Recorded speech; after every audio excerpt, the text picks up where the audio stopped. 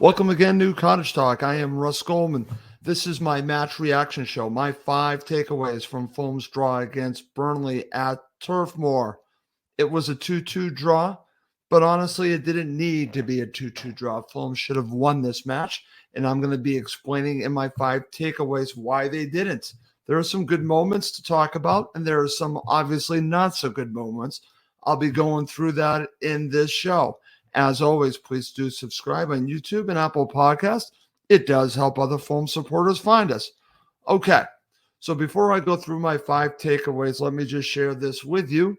Just my opening thoughts on this. When I look at it, if you said before the match, a point away, I would say that's a good result. But when you look at how this match played out, how dominant Fulham were for huge portions of this match, this is definitely 2 points lost. And I just want to mention just a disappointment overall because Fulham should have gotten all 3 points.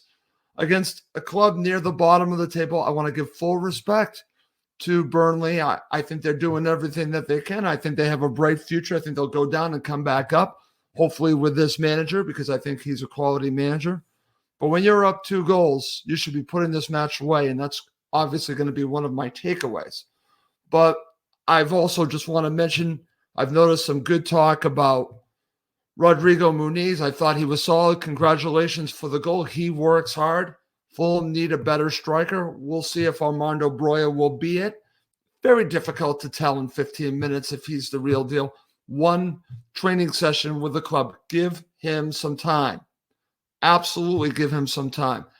Another thought about this, and I've seen a lot of this on social media, really going after Burnley. And let me just say, he deserves criticism for giving up that opportunity, which led to the goal. Again, mistake by him. That first goal sets everything up, which we saw. That leads to the 2-2 draw. But overall, Burnley has been a phenomenal goalkeeper. Has he made some mistakes lately? Yes. But I would argue that there isn't a flawless player out there, that they're going to make mistakes. But if you look over course of the season, over 2 seasons, this is a first-class goalkeeper. Everyone makes mistakes. He made one here. It cost Fulham dearly. But if you're thinking about replacing Burnley, I can't help you there. That is just full-on ridiculous to me. We can agree to disagree on that. He does not even remotely be in that talk for me to be replaced. But after a disappointing result, I get it, but I just disagree with it strongly. And that is where I'm going to start this show, because I'm just very disappointed with some of the talk about Burnley. That's ridiculous. So let's get to the match itself with my 5 takeaways. Let's start with number 5. I'll give Burnley some credit here. Burnley deserved credit for scoring the goals to get a point out of this, but they offered very little besides that.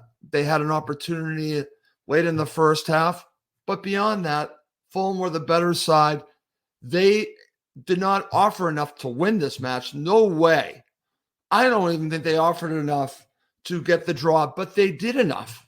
Those are 2 different things. So I want to give them credit for doing enough, because that's all they did. They did enough. They did not deserve to win this match. Absolutely. Fulham should have won this match, but when you make the mistakes that they made defensively, you get what you get, and you don't capitalize on opportunities to put the match away. That's on Fulham. This match, this 2-2 draw for me is a hell of a lot more about Fulham than about Burnley, because Fulham made Burnley look poor. So that's just my thoughts on that. I was not feeling strong about this match going into it because of the injuries of players away on African Cup of Nations, which again shows itself in this match. Both of them would have made a huge difference. But you know what? They were still the better side and deserved all 3 points. And to win at Turf Moor, a victory would have meant a lot. They have not won there since the 50s. They had the opportunity in their hand, and let's just say they threw it away. But Burnley deserved credit for scoring the 2 goals. That's why that's my number 5. Number 4, and Marco deserves some criticism here. Marco leaves it late for his substitutions. He brings on Broya and Kearney in the 75th minute, and then Tete in the 85th minute. That is way too late for me. And Marco is, again, known for leaving his substitutions pretty late in the match. Normally, you see substitutions around the 60th minute, but Marco tends to leave it, at least what I've noticed, many times later than that. And I get trust in your players. I understand that. But what I've learned from Fulham is they are a do-what-we-do team. And that, to me, is a little bit disappointing because teams figure that out. And when you need to, say, change the game a little bit, or you're up 2-0 and you need to get that third goal, maybe you make that substitution with Broya earlier than the 75th minute. He doesn't do that. He waits until the 75th minute. That's a difference of 15 minutes. And Broya did not have enough time to make any kind of impact. And I just want to give him a chance to acclimate himself into the team. And I think giving him 15 minutes is certainly not enough time. Here is a player that has played a lot for Chelsea. He was physically fit to do at least 30 minutes. I think Marco got this one wrong. I also disagree with starting Reed over Kearney. I would have started Kearney, but those are his decisions. But to bring these substitutions on late and Tete in the 85th minute, I think was just not the right decisions. But he's the manager. I'm just a supporter. But I think it's fair for me to question leaving it late in this match, and that's why that's number 4. Number 3, being up 2-0 is great, but it proved to be a dangerous lead, and I've seen this many times with Fulham over the years.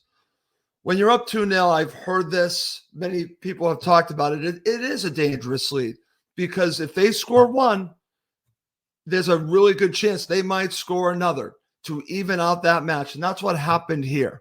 You're up 2-0. You need the third goal to kill the game off. And they did not get the third goal. They had opportunities, but they definitely shot themselves in the foot by not getting that third goal and giving a lifeline to Burnley, which they got late on in the match. They got a lifeline. They didn't deserve a lifeline. Fulham were dominant and comfortable for the majority of this match. They were. Let's call it what it is. But when you don't score the third goal, this is what I shouldn't say this is what always happens, but it can happen. And it happened in this match.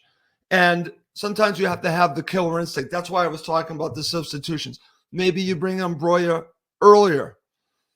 They just did not get that third goal, and they left them open for what happened later. So it's nice to get a 2-0 lead. It really is. But if you don't follow that up with a third, you're just asking for trouble, and they got it in this match. That's why that's my number 3. Number 2, and this is actually a real positive for Fulham. The play out wide continues to be a weapon for Fulham. And what's interesting about this, I'm talking about the play with, on the right, they were very dangerous. The play with Castagna and Bobby Decordova-Reid, even though I don't think Bobby Decordova-Reid had a great match, they're still dangerous out there. And on the left, I just want to say this again and again and again, because Anthony Robinson is improving a tremendous amount.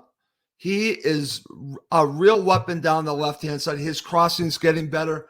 We all know that he has his pace to really hurt teams, but it's not just that. It's being able to get the ball in dangerous areas. He's really doing that now. So I want to give him a lot of credit. He's doing his defensive duties for the most part this season. But going forward, he is a weapon going forward. And then you have Willian. The two of them really have a great chemistry. Fulham, this is where they're going to make their hay the rest of the season out wide, and they can continue to do that. I do look forward to Alex Iwobi returning, and I'll also say for Harry Wilson, I think this is where that injury and the player being at the African Cup of Nations hurts Fulham. But you look at it overall, moving forward, Fulham are going to hurt a lot of teams, including the big clubs with their play out wide. Even if they're beating them on the counter, the way that Jedi and Castagna, or I'll even say Tete, can overlap, run with their winger, and give those opportunities, and also for overloads, all of that is in play because of what they're doing, getting the ball wide. It sets everything up. This is where Fulham are at their best, in my opinion. And I think when Iwobi gets back, you'll see that even more with some really good play in between 2 or 3 people. I think they're missing Iwobi, especially in situations like this. But there's no question what Fulham's strategy is, and it is working really well. They can score more goals. I can see the potential of why they had scored those goals in those 2 matches 5-0 because of the way that they play together. They are missing pieces. I think that's also causing the problem. But it's encouraging to see the play out wide. I wanted to just emphasize that before I go to my number 1. Okay, coming up next is my number 1 takeaway for this 2-2 draw for Fulham against Burnley. Okay, to end this episode, and this is actually going to be my number 1 key to victory. So it kind of brings it all together. Number 1, the defensive mistakes were the difference from this match becoming a win. 2 mistakes led to 2 goals, and that's why Fulham have a draw. I said at the beginning of the show, Burnley offered very little going forward. They really didn't offer a lot of threat. So to capitalize on 2 opportunities, good for Burnley. But this is more to do with Fulham than it does Burnley, in my opinion. The first goal, Burnley has to do better on that. I understand all the criticism that he gets for this one chance here, because that obviously led to the goal. He made an error in judgment, 2-1. Then to end the match, Kenny Tete makes an error, and then I believe the ball goes through the legs of Tim Ream and then obviously gets past Bernd Leno. We have 2-2. So multiple defensive mistakes makes this match 2-2. And this is very frustrating because I'll go back to what Scott Parker used to say. I'm not a fan of Scott Parker, but it's fine margins. That's what this is. Fine margins from 1 point to potentially a win of 3 points. You're ahead and you're giving up 2 poor goals to get a point, to end with a point. That is not good enough. And I'm sure Marco is very frustrated. The players themselves should be frustrated by this because they were the better side. But sometimes you don't get what you deserve. Meaning, I felt Fulham deserved all 3 points, but that's not what they got, and they only have themselves to blame. Credit for Burnley for scoring the goals, but who gave them up? Who caused them? And I'll blame that on Fulham all day long. They need to be better in these situations. It's the combination of not getting the 3rd goal and these stupid defensive mistakes that bite Fulham in this match. So I'm sorry to end with a negative, but this to me, again, was my number 1 key to victory. Please don't make any defensive mistakes. No defensive mistakes, and you have 2, which lead to 2 goals. I predicted 1-1. I never thought it would be 2-2, but it's really the same thing. And it comes down to defensive errors. That's why Fulham get a point and not all 3 points. Very disappointing. But you know what? There are a lot of positives to take out of this match. And I'll say this to end the show. As I talk about all the negatives, I will say this. When both of these players return from the African Cup of Nations, hopefully sooner than later, Harry Wilson comes back. We get Armando Broja up to speed. I think Fulham are going to start winning matches again. And I think they're potentially going to do it at a nice clip. I don't think they're going to end 12th or 13th. I think they're going to be higher than that. They could potentially match 10th last season if it plays out the way that I think it could play out. Now, again, I'm banking a lot on 2 players returning and an injured player coming back and a new player getting up to speed. But the structure is in place. It absolutely is in place for them to have a better second half of the season. It really is. Unfortunately, the easier matches are coming now. The more difficult matches on paper are coming later. But you know what?